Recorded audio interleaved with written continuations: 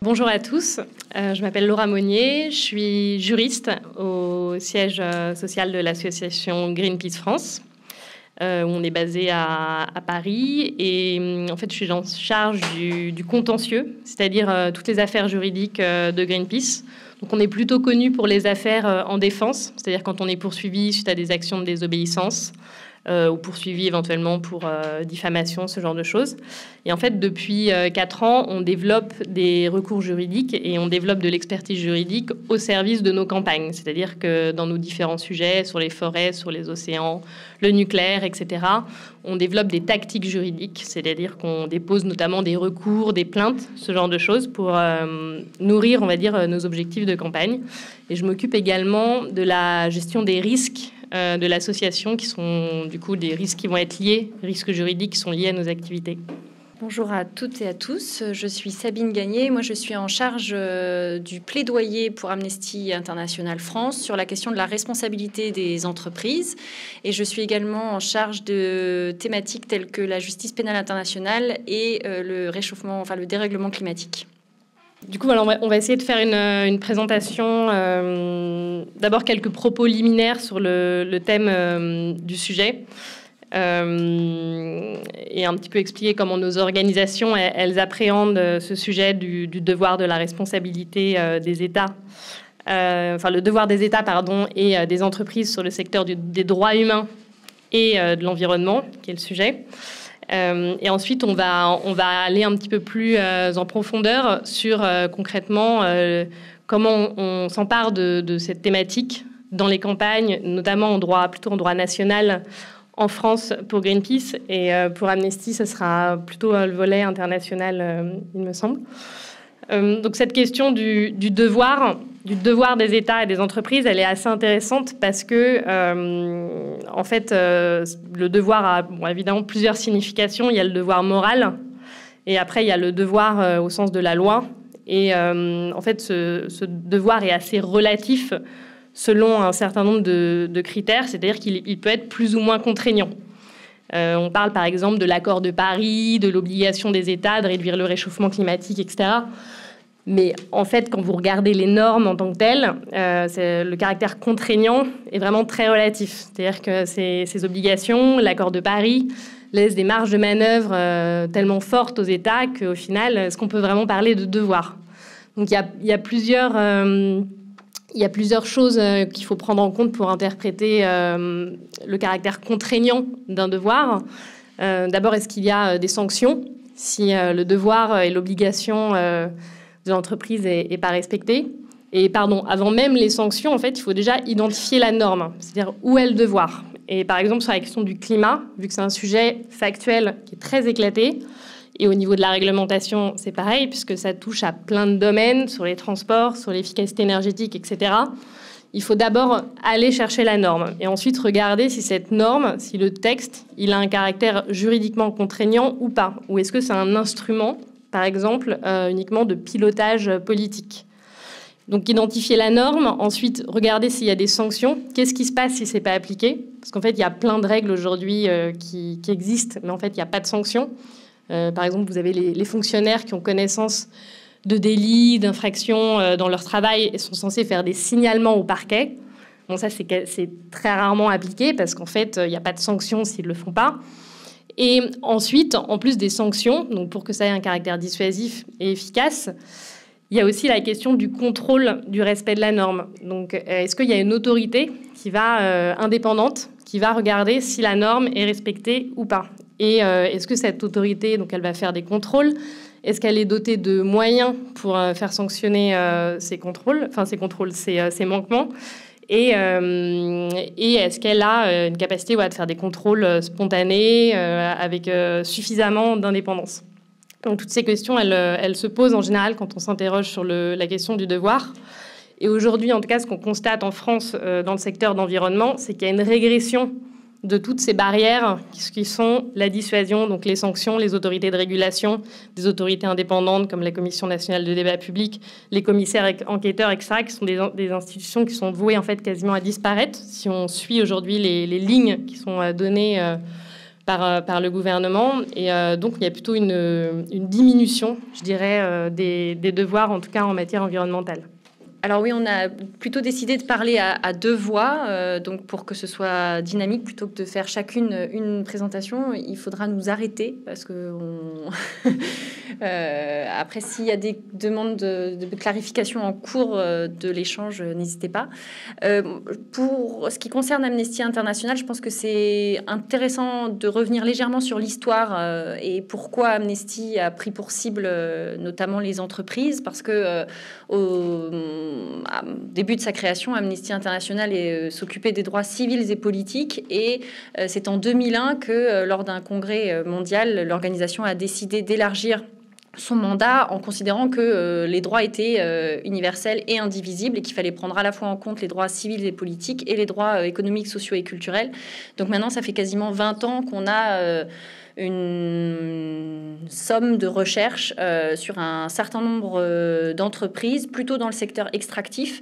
Mais maintenant, on élargit aussi notre expertise à d'autres secteurs, tels que les chaînes de valeur, les chaînes d'approvisionnement en général. Donc, on a une expertise sur... on a fait quelques rapports sur notamment l'huile de palme et le cobalt en République démocratique du Congo. Et pourquoi on a décidé de s'intéresser aux entreprises? Parce qu'on s'est rendu compte à travers nos recherches que les entreprises multinationales avaient un pouvoir grandissant et que leur pouvoir grandissait, mais que leur devoir ne grandissait pas en proportion, et que le droit des populations que ces entreprises multinationales pouvaient impacter, eh bien, n'évoluait pas non plus. Et au fur et à mesure de nos recherches et tous les cas sur lesquels nous avons enquêté, on a constaté que les victimes avaient énormément de difficultés pour obtenir des réparations dès lors qu'elle s'attaquait à des entreprises multinationales. Entreprise multinationale voulant dire que c'est une entreprise qui peut avoir un siège dans un État et des activités dans d'autres États à travers des filiales, des sous-traitants et avec des fournisseurs aussi qui sont à l'étranger. Et même si la filiale fait partie du groupe de cette entreprise multinationale, eh bien, elles doivent rendre compte à des juridictions différentes, et donc si les victimes se tournent vers une filiale au Bangladesh, eh bien c'est le droit du Bangladesh qui s'applique, et on peut pas forcément aller chercher un recours auprès de l'État dans lequel siège le siège de la multinationale. Et donc on s'est rendu compte de cette difficulté, de ce qu'on appelle cette autonomie juridique par rapport à la responsabilité des multinationales. Donc, au bout d'un certain nombre d'années d'enquête, on a décidé de tirer la plupart des recommandations et d'identifier la plupart des problèmes qu'on pense être posés par les multinationales. Et une des premières recommandations, c'était justement de travailler sur cette autonomie juridique et de mettre fin à ce qu'on voit, nous, comme étant une impunité des multinationales. Parce que pour rebondir sur ce que disait Laura, c'est exactement le même constat qu'on fait pour Amnesty International. Il y a un devoir moral pour les entreprises aujourd'hui au niveau international, mais il n'y a pas d'obligation, il n'y a pas de droit contraignant pour les multinationales. Donc, il y a eu plusieurs tentatives. Il y a eu un échec d'une charte, même d'un traité international en 2003, qui, puisqu'il s'est résumé par un échec, a conduit à la création d'un groupe de travail avec un rapporteur spécial des Nations Unies qui s'appelle John Ruggie, qui a donné lieu par la suite à la création des principes directeurs des Nations Unies sur les entreprises et les droits de l'homme. donc qui est un texte adopté par l'Assemblée générale des Nations unies en juin 2011. Et ce texte est assez fondamental aujourd'hui parce qu'il reconnaît que les États ont l'obligation de protéger les droits humains, y compris lorsque ces droits humains sont menacés par des tiers et donc des entreprises. Et il reconnaît également la responsabilité des entreprises de respecter les droits humains. En revanche, ce texte n'est qu'une recommandation. Il n'y a pas de caractère de sanction. Il n'y a pas d'organe de sanction, d'organe de contrôle de la norme. Donc,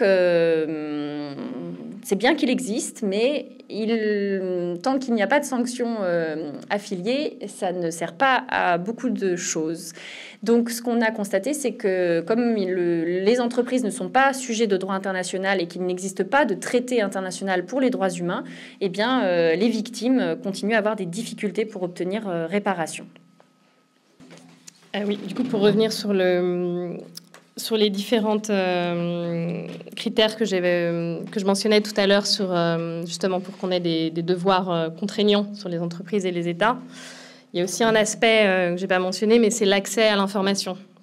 Donc, il y a quelque chose, en fait... moi, je vais plutôt parler du cadre national, mais c'est aussi quelque chose qui est déterminant. C'est-à-dire que la communication de l'entreprise et l'accès aux données, même si ce n'est pas une communication spontanée, on a le droit, comme citoyen, enfin n'importe qui a le droit de demander des informations environnementales. Donc ça, c'est aussi un critère, la transparence. Enfin, c'est le premier des critères, en fait, parce que si vous êtes une victime, notamment pour construire votre dossier, vous allez avoir besoin, du coup, d'accéder aux informations en lien avec votre dossier. Il faut savoir que le droit de l'environnement en France, il est quand même créé par les industriels.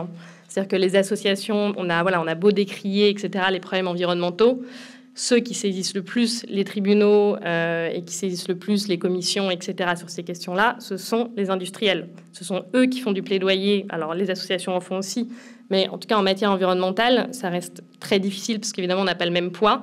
Mais sur la création des normes et ensuite sur le contentieux, ce sont essentiellement les industriels qui créent ce droit. Alors en France, il y a France Nature Environnement, qui est une association qui est très active sur le contentieux environnemental. Et du coup, ça, c'est pareil, ça verrouille un petit peu évidemment le système, puisque les normes peuvent, sur certains secteurs, comme le nucléaire par exemple, verrouiller un certain nombre de choses, ce qui fait qu'ensuite, en fait, c'est assez difficile d'utiliser même des leviers légaux, administratifs, puisque tout est un petit peu verrouillé en amont. Donc, sur la question de la communication des informations environnementales, donc nous, ça fait à peu près 3-4 ans, en fait, qu'on régulièrement, dans différents secteurs, sur le bois illégal, sur le nucléaire, sur l'élevage industriel, régulièrement, on demande aux autorités qu'elles nous envoient des données, des informations environnementales, des documents, etc. Donc, ces informations, on peut les demander à des entreprises qui vont être en charge d'un service public, on peut les demander aux préfets, etc. Et ce qu'on constate, c'est que sur certains secteurs, il y a une volonté de ne pas nous communiquer les informations. Normalement, quand on fait ces demandes, ils ont 1 mois pour nous répondre. Ils sont obligés de nous répondre. Et généralement, ce délai n'est jamais respecté parce que c'est pareil, il y a toujours ce problème de la sanction de la règle. Il n'y a pas de sanction si le délai n'est pas respecté. Donc, ça prend beaucoup de temps déjà pour accéder aux informations, ce qui fait que vous pouvez les avoir en fait 2 ans après, quoi. Puisque si vous engagez un recours devant une juridiction parce que l'entreprise ne veut pas vous donner les informations ou le ministère ne veut pas vous communiquer les informations, du coup, le système est fait tel qu'il n'y a pas de procédure rapide aujourd'hui en France pour accéder à ces informations. Donc ça, déjà, ça pose un gros problème dans toutes nos campagnes. Je vais vous donner un exemple, par exemple, sur le secteur du bois illégal, où nous, on a régulièrement des informations sur des importations. Donc, ce sont des importations qui sont faites par des entreprises françaises et l'État est censé les contrôler au travers les préfets. Alors après, il y a des conflits d'intérêts, entre guillemets, c'est-à-dire que les préfets, ces entreprises ont un poids économique dans la région, etc. Et du coup, il y a une volonté au niveau des préfets de verrouiller, on va dire, l'accès à ces informations, alors que ces informations, elles devraient être publiques. Donc nous, on va voir ce qu'on appelle une commission d'accès aux informations, qui, elle, va donner un avis. Elle va un peu se mettre comme médiateur entre nous, associations qui demandons l'accès aux informations, et le ministère qui nous refuse, ou la préfecture qui nous refuse l'accès aux informations. Elle va dire, si, Greenpeace a le droit d'accéder aux informations. Mais peu importe, cet avis est facultatif. Donc, le ministère, s'il ne veut pas l'écouter, il ne l'écoute pas. Et nous, dans tous les cas, il sait qu'on en a pour 2 ans de procédure ensuite. Donc, du coup, bon, on continue et on dépose des recours par rapport à ces refus, parce qu'une fois qu'on a une jurisprudence et qu'on va devant un tribunal, cette décision, elle s'impose. Et ensuite, elle peut créer un effet, on va dire, dissuasif par rapport aux autres préfectures, et ensuite, elles devront suivre la jurisprudence. Et donc, ça pose quand même un sérieux problème pour, justement, construire des dossiers en tant que victime, association ou personne physique, puisque tout cela est verrouillé. Dans le secteur du nucléaire, qui est un secteur qui a été qui est toujours beaucoup décrié pour son manque de transparence, vous avez énormément de commissions locales, vous avez des commissions locales d'information dans les centrales, donc vous avez tout un tas de textes et de structures qui ont été créés pour faciliter l'information. Mais en fait, la difficulté reste que c'est quand même l'industriel qui va dire si oui ou non il souhaite divulguer l'information. Et il va opposer généralement des secrets. Donc vous avez le secret des affaires, notamment, qui en fait c'est un secret des affaires, secret industriel, qui sont des secrets qui sont assez complexes, qui paraissent complexes à évaluer, puisque l'entreprise va avoir tendance à dire que tout relève en fait du secret industriel, alors qu'en fait le secret industriel, c'est uniquement les informations qui vont être légitimes et qui peuvent être utilisées par des concurrents. Et en fait, c'est quand même des informations assez précises et pas des informations qui vont dire que l'entreprise elle a des difficultés au niveau de son management qualité, ce genre de choses. Du coup, typiquement sur le nucléaire, on a beaucoup de secrets qui sont opposés et qui eux aussi verrouillent cet accès à l'information. Au niveau international, il y a normalement aussi une obligation ou un droit à l'information. Il y a une convention qui s'appelle la convention Aarhus qui établit ce droit à l'information. Dans nos campagnes, dans nos recherches, on a été confronté plusieurs fois à ces problèmes d'accès à l'information. Et pour vous donner un exemple très précis, je peux vous parler un petit peu de ce qui s'est passé à Abidjan en 2006. En 2006, il y a un bateau qui s'appelait le Probo Koala qui a déversé des déchets pétroliers à Abidjan. Et 100 000 personnes ont consulté les hôpitaux. Pendant plusieurs jours, les gens ont eu des maux de tête, suffoqués. Certains qui avaient déjà un terrain favorable ont eu des crises d'asthme. Et le gouvernement a dénombré 15 morts à la suite de ce déversement de déchets pétroliers. Les gens ont demandé tout simplement ce qu'ils avaient respiré. Eh bien, ils ne savent toujours pas quelle était la teneur des produits auxquels ils ont été confrontés. Et ça date donc de 2006. Il y a eu toute une série de procédures à différents niveaux.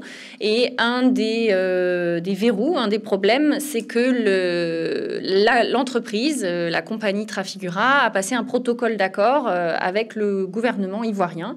Et le gouvernement ivoirien a accepté, a signé ce protocole d'accord, évidemment en échange d'argent, et a estimé que ses habitants n'avaient plus le droit de poursuivre l'entreprise dans l'avenir. Donc l'État ivoirien s'est engagé au nom de sa population, à ne plus permettre de poursuite juridique de l'entreprise en Côte d'Ivoire. Donc cette entreprise a été poursuivie aux Pays-Bas, puisque le bateau était au préalable passé par les Pays-Bas, puisqu'ils avaient déjà essayé de déverser ces déchets pétroliers aux Pays-Bas avant d'arriver à Abidjan. Pour quand même repréciser le cadre de cette affaire, il faut juste savoir que ces déchets pétroliers ont été créés en pleine mer, alors que c'était totalement illégal. En fait, Trafigura a acheté du pétrole de très mauvaise qualité et pour le raffiner eux-mêmes dans un bateau en pleine mer, ils ont acheté de la soude caustique ailleurs et ils se sont servis d'un bateau comme une machine à laver pour laver eux-mêmes ce pétrole de mauvaise qualité et ils se sont retrouvés avec un résidu qui était hautement toxique et évidemment qui n'aurait jamais dû se trouver là puisque c'était interdit de le faire en pleine mer et ils n'ont pas su comment s'en débarrasser. Tout ça avait été fait dans le but de faire plus d'argent. On a les emails de l'entreprise qui attestent ça et qui disent oui, faisons ça, c'est une bonne idée, on sait que c'est illégal mais on va gagner plus d'argent. Et donc, ils se sont retrouvés avec des résidus qu'ils ont d'abord essayé donc de déverser aux Pays-Bas, et puis après au Nigeria, en Estonie, etc. Et puis, c'est arrivé à Abidjan. Donc, sur ce droit à l'information, c'est effectivement quelque chose sur lequel on se bat énormément. On a aussi des campagnes, c'est un peu lié, sur le droit au consentement libre, préalable et informé, puisque, notamment pour les peuples autochtones, il y a une convention de l'OIT, l'Organisation internationale du commerce, qui dit que les peuples autochtones doivent être informés des projets qui peuvent impacter leur mode de vie. Et souvent, ce sont des populations qui peuvent se retrouver déplacées parce qu'ils se trouvent au mauvais endroit, au mauvais moment, parce qu'ils sont sur des ressources minières, etc. Donc, du coup, il y a une mine qui s'étend ou une mine qui se crée et ils sont déplacés de force. Et ce droit préalable, libre et informé n'est pas respecté. Alors, au niveau d'Amnesty France, du coup, comme on avait identifié ce problème de juridique sur cette question d'autonomie entre les maisons mères et les filiales, et cette question du droit à l'information, et que notre but, quand même, il est de prévenir les violations plutôt que d'essayer toujours de les guérir, on a fait un travail de plaidoyer et de campagne pour obtenir une législation. Notre philosophie, elle est non pas d'inciter les entreprises une par une et d'aller voir chaque entreprise pour leur demander de respecter les droits humains s'ils le veulent bien, c'est plutôt de travailler sur la réforme des cadres législatifs et donc de réformer le droit. Donc Amnesty France a pris son bâton de pèlerin et est allé voir les députés, les sénateurs, les ministres.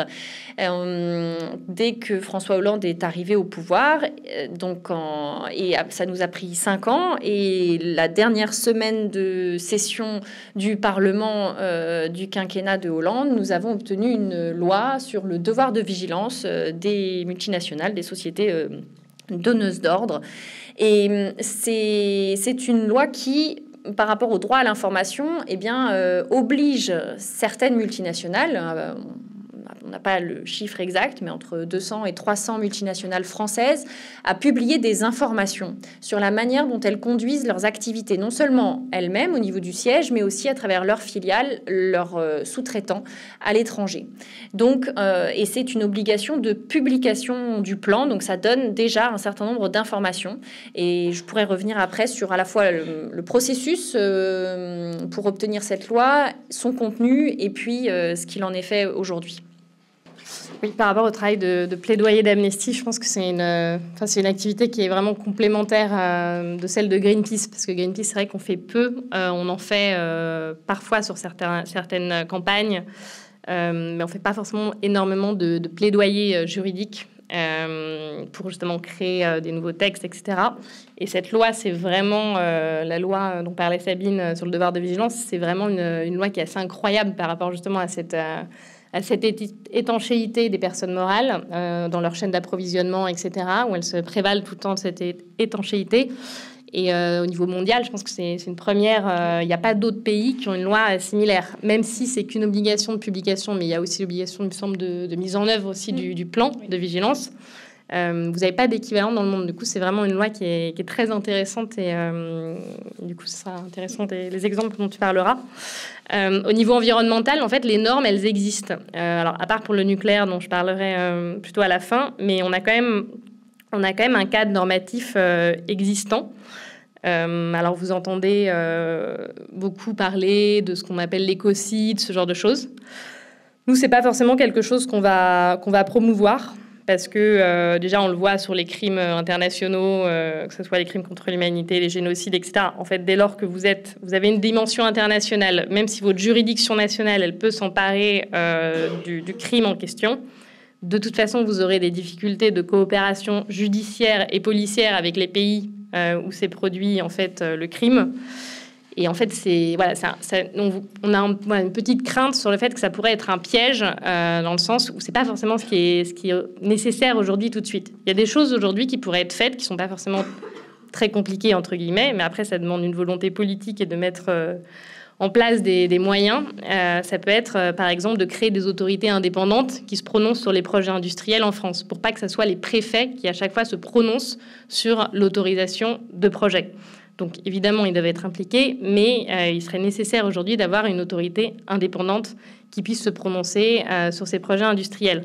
Ensuite, vous avez des incriminations, la création de nouveaux délits qui peuvent être faites, comme par exemple, vous avez en ce qui concerne les atteintes à l'homme, etc., le délit de risque causé à autrui, délit de mise en danger de la vie d'autrui. Bon, on pourrait avoir un délit similaire concernant l'environnement. Donc ça, c'est possible. Ce sont des choses qui sont notamment poussées par France Nature Environnement dans un plaidoyer, dans leur plaidoyer. Au niveau de Greenpeace, la façon dont on travaille, donc on travaille vraiment plutôt par thématique, donc sur la déforestation, sur les fermes-usines, etc. Et dans chaque thématique, on va développer donc des tactiques juridiques pour essayer du coup d'atteindre entre guillemets nos cibles, qui peuvent être de suspendre un projet industriel, obtenir la communication d'informations du ministère, etc. Donc je vais vous citer 4 exemples. Un concernant l'huile de palme, un concernant les fermes-usines, un sur le climat et un dernier sur le nucléaire. Donc sur l'huile de palme, sachant que sur ces différents sujets, en fait, à chaque fois, on a des sous-objectifs qui vont être un peu moins sexy pour la presse, entre guillemets, mais qui vont être des objectifs juridiques. Puisqu'en fait, les normes, elles existent, mais la jurisprudence, en tout cas la jurisprudence qui va dans le sens d'une meilleure protection de l'environnement, à notre sens, elle est plutôt faible. Donc elle est plutôt conservatrice. Et du coup, nous, notre intérêt aussi, c'est que le juge dise, lorsqu'il prononce sa décision, dise quelques mots sur quelque chose en fait qui va nous servir ensuite, même s'il annule pas complètement le projet industriel. Ensuite, on va pouvoir se servir de sa décision pour aller plus loin. Donc ça prend des années, parce qu'évidemment, une procédure administrative, en général, ça prend 2 ans dans les juridictions du premier degré. Et après, au niveau du pénal, ça peut être très long. Ça peut être 5-6 ans pour des dossiers qui ne sont pas forcément très complexes. Donc sur l'huile de palme, il y a un projet dans le sud de la France dont vous avez peut-être entendu parler, qui s'appelle la MED, qui est un projet de l'entreprise pétrolière Total, et donc qui est à côté de Marseille. Et l'entreprise Total pourra importer chaque année jusqu'à 650 000 tonnes d'huile de palme par an. Donc ça s'appelle une bioraffinerie. Bon, bioraffinerie, ça veut rien dire, mais c'est une raffinerie, en gros, qui va réceptionner de l'huile de palme qui provient de Malaisie et d'Indonésie principalement. Alors, il y aura peut-être aussi la Thaïlande. Et donc, cette huile de palme, elle va servir pour ce qu'on appelle les agrocarburants. En parallèle, au niveau de l'Union européenne, il y a eu des discussions sur justement les effets environnementaux de l'huile de palme, parce que l'huile de palme, du coup, ça cause de la déforestation, ça empêche des forêts naturelles de capter du carbone, etc. Donc, ça a tout un tas d'impacts environnementaux. Et dans ces discussions au niveau de l'Union européenne, les institutions se sont mis d'accord, ça a été acté pour la fin des agrocarburants. Donc, ce projet d'huile de palme, en fait, il a une durée de vie dans le sud de la France limitée. Et donc, notre association a déposé un recours devant le tribunal administratif de Marseille pour demander l'annulation de l'arrêté préfectoral qui a été pris par le préfet du département, qui a créé cette bioraffinerie. Avant, c'était une raffinerie de pétrole. Et du coup, il faut savoir quand même que l'huile de palme peut émettre plus que le pétrole. D'un point de vue environnemental, c'est assez désastreux. Et alors, qu'est-ce qui se passe quand le préfet autorise ? Donc, vous avez ce qu'on appelle une évaluation environnementale qui est faite. Mais le problème, c'est que l'évaluation environnementale, elle est faite dans le périmètre de l'usine, donc qui est dans le sud de la France. Donc, sur les impacts climat, ce que publie Total, c'est une rose des vents sur les vents au-dessus de l'usine. Donc, il ne mentionne pas à aucun moment les impacts environnementaux du projet qui sont du coup des impacts qui sont extraterritoriaux. Et on en revient toujours à ce problème de l'extraterritorialité de ce type de projet industriel, même si c'est en France. Donc nous, notre objectif dans ce dossier, c'est que le juge prenne en compte les effets indirects du projet à l'étranger. Non pas qu'il dise, lui, quels sont les effets, mais qu'il dise que l'entreprise française, elle doit les évaluer. Et elle doit le mentionner dans son évaluation environnementale, sinon son évaluation environnementale, elle n'est pas valable. Donc ça, c'est un dossier devant des juridictions administratives où on a cet objectif de faire en fait évoluer la norme, enfin la jurisprudence, parce qu'en fait aujourd'hui la norme elle existe. Vous avez des directives sur les études d'impact, etc. Et en fait elle n'empêche pas de prendre en compte des effets qui vont au-delà des frontières. C'est tout à fait possible. Il faut juste que le juge fasse preuve d'un petit peu d'activisme judiciaire, c'est-à-dire qu'il puisse créer un petit peu et préciser un peu plus la norme. Ensuite, second exemple, on travaille aussi sur les fermes-usines. Et en fait, sur les fermes-usines qu'on appelle donc des installations classées pour la protection de l'environnement, vous en avez de plus en plus en France, vous en avez beaucoup, notamment dans le secteur de l'élevage dans la région Bretagne. Et en fin d'année dernière, il y a un décret qui a été adopté et qui va permettre de faciliter la création de ces fermes-usines. À titre expérimental, dans 2 régions, Hauts-de-France et Bretagne. Hauts-de-France plutôt par rapport aux éoliennes et Bretagne par rapport aux fermes-usines. Donc, en fait, ce que permet ce décret, c'est qu'il n'y aura plus vraiment d'enquête publique. Tout se fait par la voie électronique et vous n'avez plus de commissaire enquêteur qui, du coup, joue un rôle qui est important puisqu'il synthétise des observations, etc. Il a un rôle d'informateur, etc. Et tout ça, du coup, a été supprimé. Et on s'oriente vraiment vers une simplification au maximum des démarches pour l'entreprise et du coup, plutôt une non-information des citoyens sur ce type de projet. Donc nous, on a attaqué ce décret, c'est-à-dire qu'on est devant une juridiction administrative, on demande l'annulation du décret. Dans ce cadre-là, on a d'autres tactiques juridiques, c'est-à-dire qu'on dépose une question notamment prioritaire de constitutionnalité. Et là, le but, c'est de faire annuler cette norme. Donc c'est un dossier qui est toujours en cours. Ensuite, 3e exemple, sur le climat. Je pense que vous avez entendu parler de l'affaire du siècle, où du coup, notre association Oxfam, Notre Affaire à tous et la Fondation pour la Nature et l'Homme sont requérants. Donc, c'est une procédure administrative. Et ce dossier, on l'a engagé par rapport à l'inaction de l'État sur le changement climatique. Donc, c'est très vaste. C'est du coup très nouveau pour le juge parce que du coup, le périmètre factuel, il est très vaste. Du coup, c'est un gros dossier. Ça touche à plein de secteurs, l'efficacité énergétique, les transports, etc. Et sur ce dossier, on a aussi quelques objectifs qui ne sont pas forcément très visibles dans la presse à nouveau, parce que ce n'est pas forcément les objectifs qui vont plus intéresser la presse. Mais d'abord, ça serait de reconnaître qu'il y a une obligation pour l'État d'agir contre le changement climatique. Parce qu'en fait, cette obligation aujourd'hui contraignante, elle n'existe pas. Et du coup, on voudrait que le juge reconnaisse que cette déjà obligation existe. Pourquoi elle existe? Elle découle de la Charte de l'environnement, qui a une valeur contraignante. Elle peut découler aussi de la Convention européenne, qui a une valeur contraignante. Du coup, voilà, on lui propose un raisonnement juridique par rapport à ces outils. Et ensuite, dans un second temps, ce qu'on souhaite, c'est qu'il y ait une insuffisance d'action qui soit reconnue par le juge par rapport à différents secteurs. Alors, est-ce que ça sera reconnu sur tous les secteurs? Je ne sais pas, parce qu'il y a des secteurs où ça va plutôt être des outils de politique énergétique pour atteindre les objectifs, sachant que ce qui n'est pas facile, c'est que les objectifs, ils sont dans X années à atteindre, et nous, on dit, il n'y a pas que nous, il y a l'IDRI, il y a des organismes quand même de chercheurs aussi qui sont neutres, et du coup qui font des études très précises sur l'atteinte des objectifs climat et qui concluent à la non-atteinte de ces objectifs dans X années. Donc on s'appuie sur ces différents organismes, sur ces différentes études.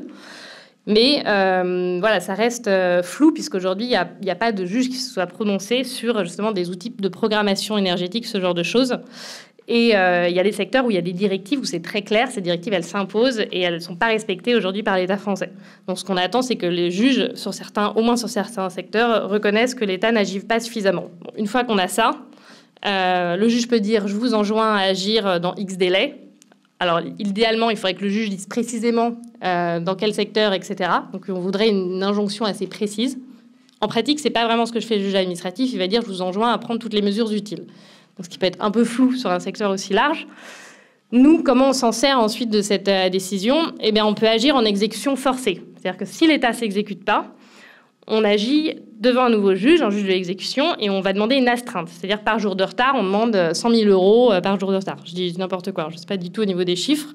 Mais voilà, du coup, c'est un peu un moyen, déjà, pour identifier et créer une norme, forcer un peu l'État à agir sur le secteur du climat. Et ensuite, il y a des secteurs qui sont vraiment très singuliers. Vous avez le secteur du nucléaire, où là, vous avez vraiment très peu de levier. C'est-à-dire que sur le nucléaire, les règles de sûreté nucléaire, donc le fait de mal concevoir, par exemple, un équipement nucléaire pour une centrale, c'est puni de 1 500 € d'amende. C'est une contravention.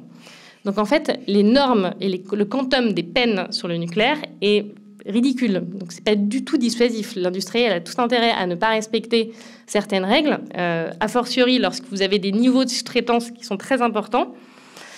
Et en plus de ça, vous avez une autorité qui fait des contrôles, qui est l'autorité de sûreté du nucléaire, qui est une autorité qui manque de moyens, qui chaque année dit qu'elle n'a pas suffisamment de moyens. Donc, je ne sais plus ce que c'était cette dernière année, ce qu'elle avait dit, mais elle manque de moyens et surtout, en fait, elle n'a pas de pouvoir de sanction.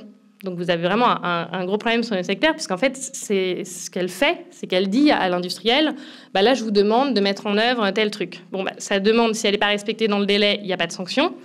Et elle ne peut pas émettre des pénalités financières, etc. Il n'y a rien de tout ça. Du coup, c'est un domaine où c'est très difficile d'agir par la voie juridique.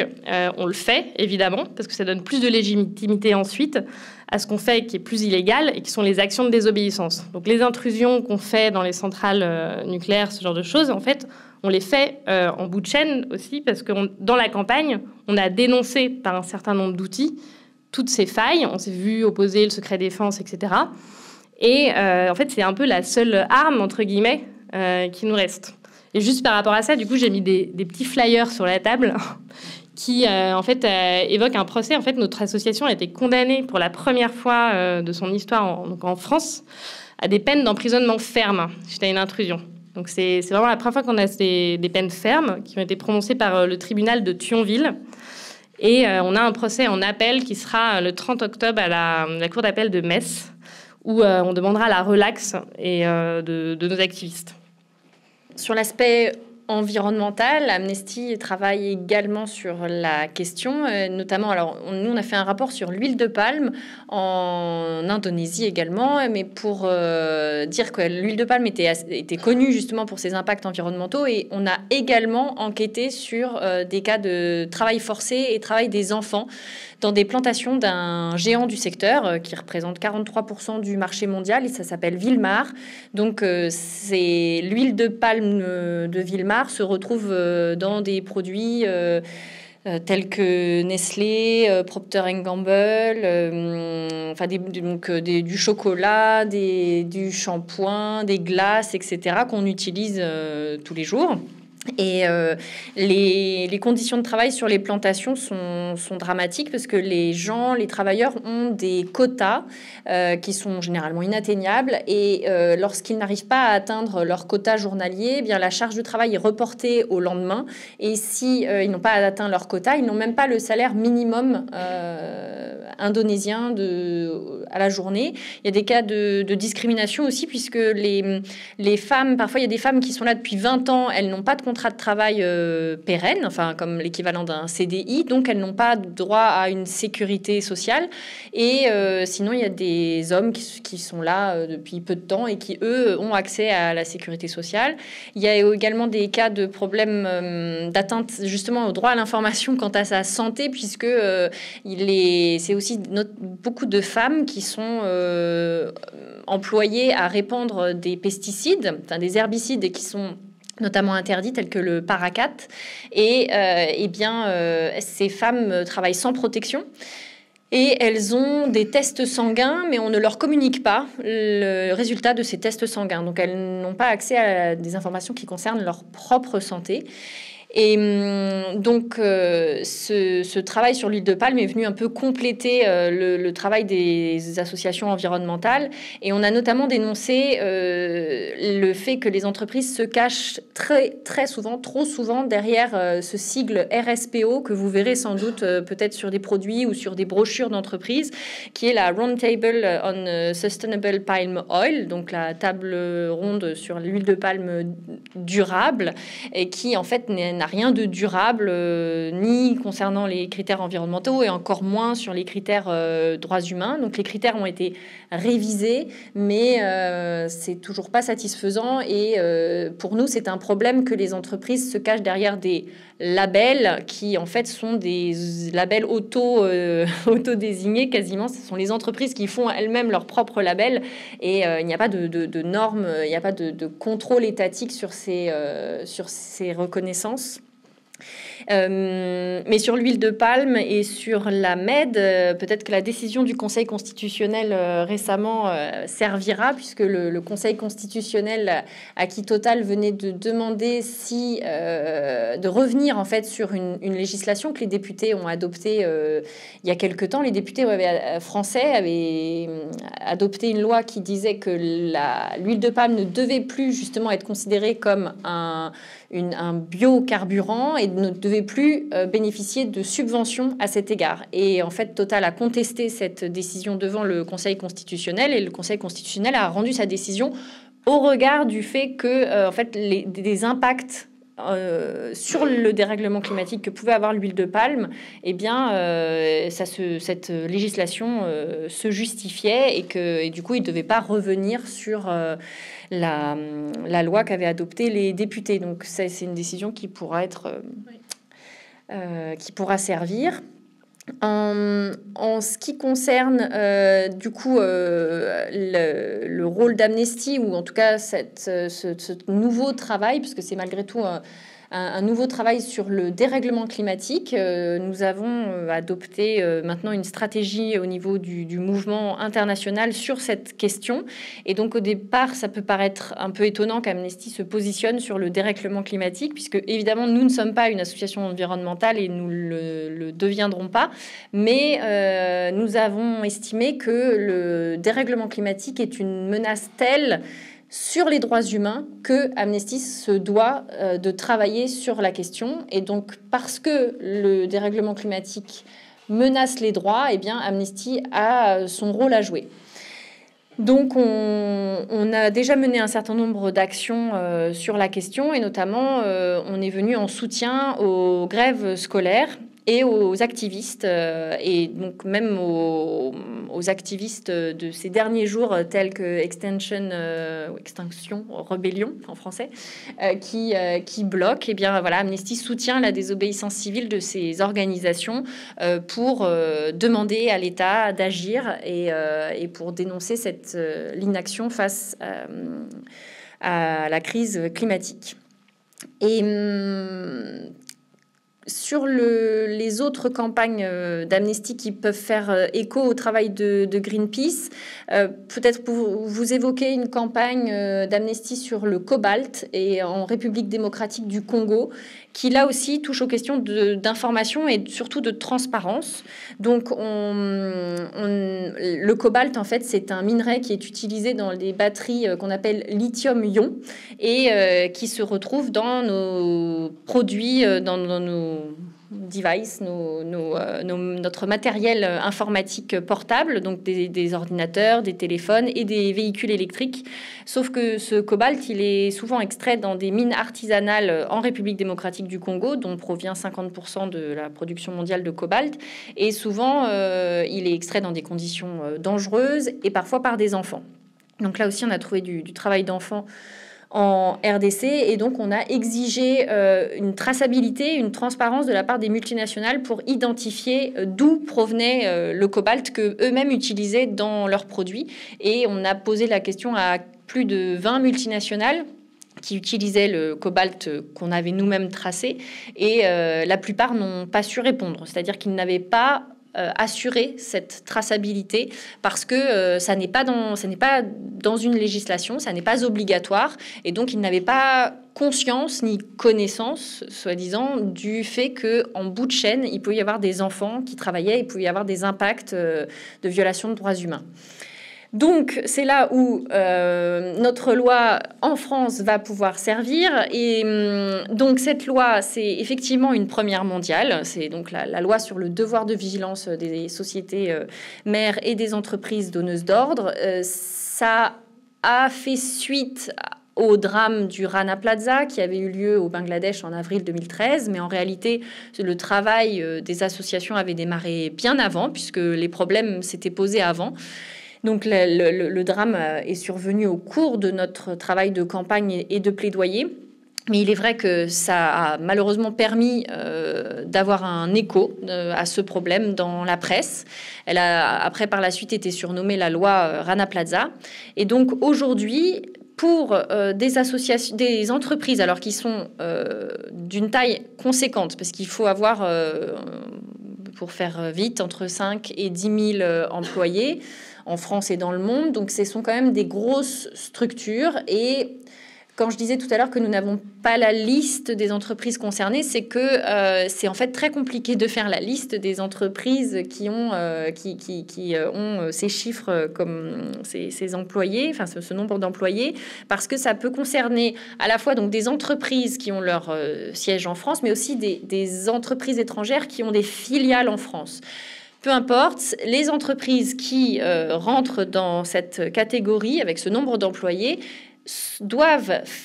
ont l'obligation de faire un plan de vigilance. Donc un plan de vigilance, ça se trouve dans le document de référence de l'entreprise, qui est un document obligatoire et que l'entreprise publie une fois par an.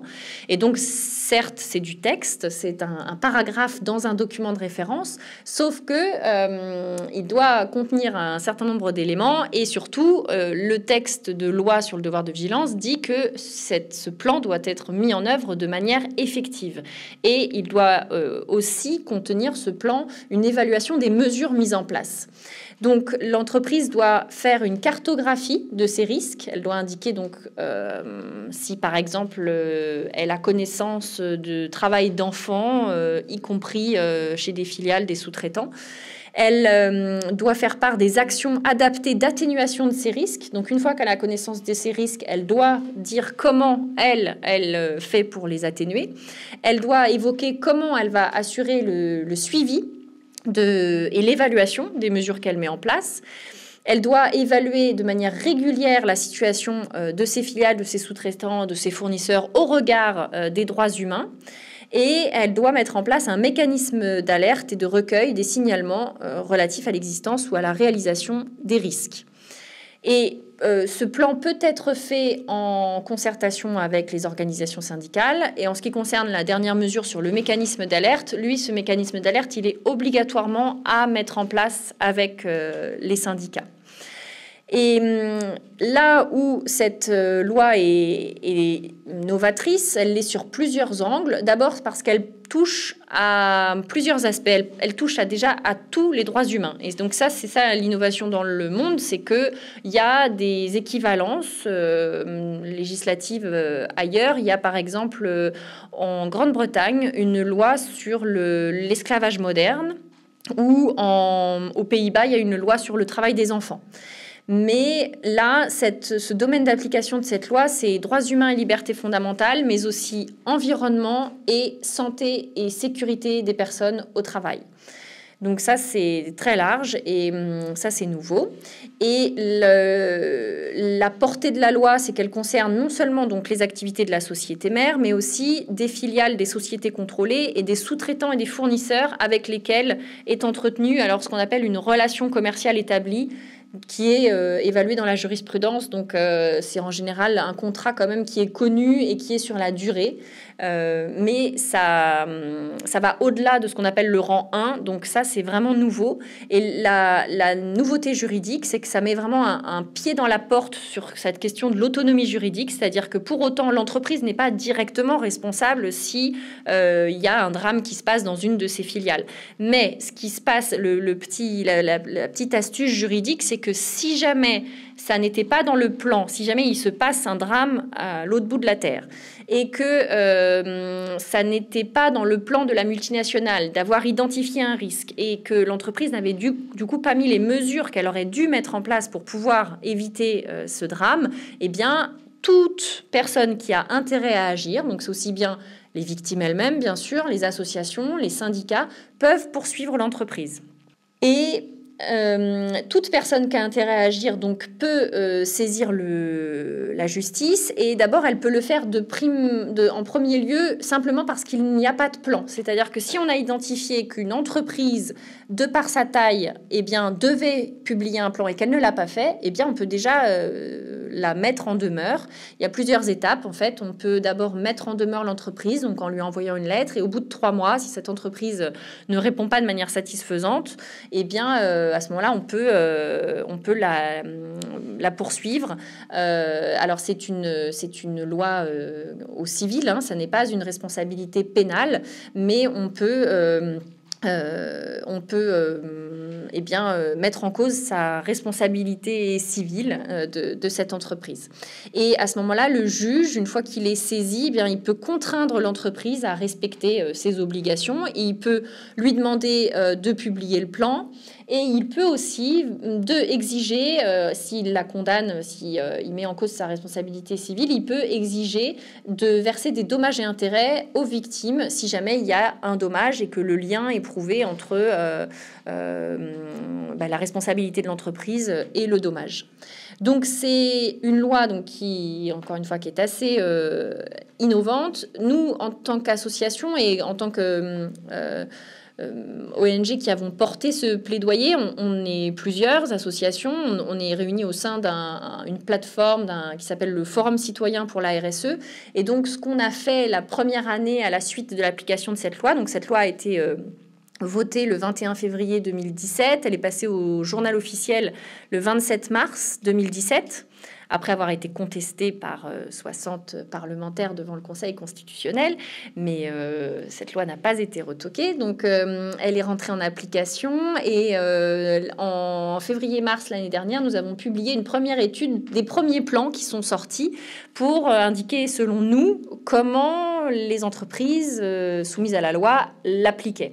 Et donc, je vous ai apporté quelques exemplaires de cette brochure, alors qui commence un peu à dater, mais qui est malgré tout intéressante. Et où, du coup, il y a une première partie sur le constat général et en fait notre bilan de cette première année d'évaluation. Et après, une partie sectorielle où chacune de nos associations qui sommes spécialisées sur certains secteurs avons fait une analyse en prenant tout simplement les enjeux dont nous avons connaissance de par notre travail et la comparaison avec les plans des entreprises de ces secteurs-là pour montrer le décalage entre les informations fournies et les enjeux que nous, on a identifiés. Donc, parce que la conclusion, c'est que cette loi a le mérite d'exister et qu'elle est encore assez mal appliquée et que ça reste encore aux associations de faire ce travail de contrôle, d'alerte et d'exigence d'application correcte de la loi. Donc aujourd'hui, on demande encore au gouvernement français de nous fournir la liste des entreprises concernées pour qu'on puisse nous-mêmes bien contrôler que chacune a déjà publié le plan. Et puis, on aimerait aussi qu'il y ait un organe de contrôle qui s'assure que la loi elle est correctement appliquée et que ce que racontent aussi les entreprises dans leur plan est correct, puisque ça reste un travail assez conséquent de comparer entre ce que racontent les entreprises dans le plan et la réalité du terrain. Et ça demande encore beaucoup de travail de la part des associations. Donc, il y a, vous verrez, il y a une partie sur l'armement, le textile, l'extractif. Il y a aussi la responsabilité des banques, puisque les banques, même si elles n'ont pas d'activité directe, ont une responsabilité indirecte en finançant des projets qui peuvent être dommageables à l'environnement, comme par exemple des centrales à charbon.